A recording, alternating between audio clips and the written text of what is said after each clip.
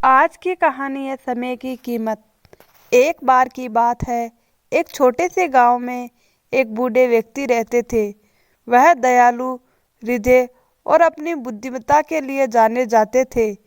एक दिन केशव नाव का एक जवान लड़का उन बूढ़े व्यक्ति का इम्तिहान लेने के इरादे से उनके पास गया और पूछा, दादाजी, जीवन में सबसे मूल्यवान चीज क्या है? वह बूढ़ा व्यक्ति मुस्कुराया और केशव को पास की नदी के पास लेकर गया और उसे एक छोटी बाल्टी दी और कहा कि इस बाल्टी को नदी के पानी से भर लो और मेरे साथ गांव तक चलो। केशव ने वैसा ही किया जैसा बूढ़े व्यक्ति ने कहा था। फिर जब वह गांव पहुंचे तो बूढ़े व्यक्ति ने कहा, अब जाओ, इस पानी को नदी में वापस डाल दो। केशव समझ नहीं पा रहा था कि बूढ़ा व्यक्ति ऐसा क्यों करवा रहा है। फिर भी उसने वही किया जो बूढ़ा व्यक्ति उससे करवा रहा था।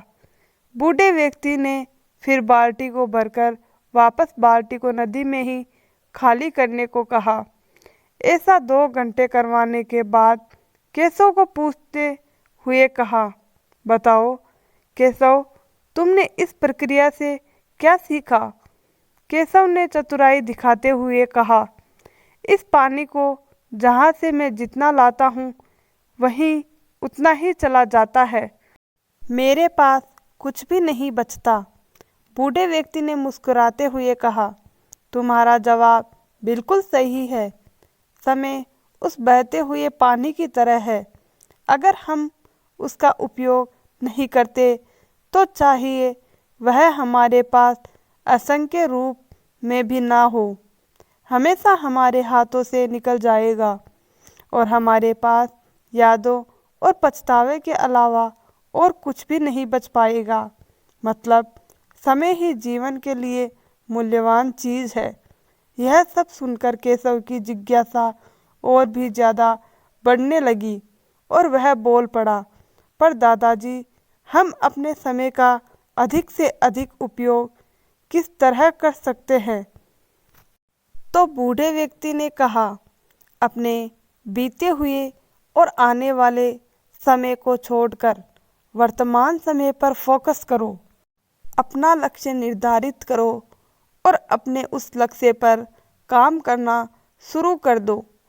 याद रखना, समय एक नदी की तरह है जो बहती रहती है, हमें 24 घंटे के रूप में मिलती है, फिर चली जाती है।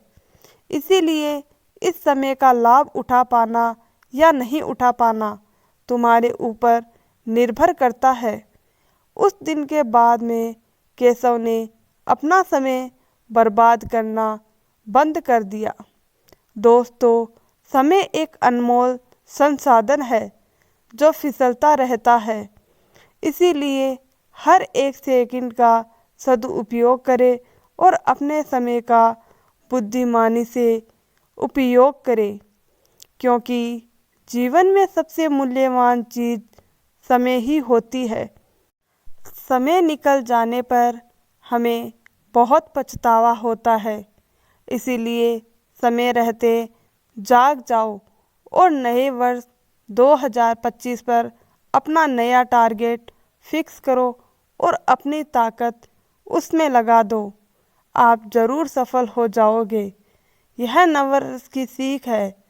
कहानी आपको अच्छी लगी तो नव वर्ष पर मेरे चैनल को सब्सक्राइब ज़रूर करें। धन्यवाद दोस्तों।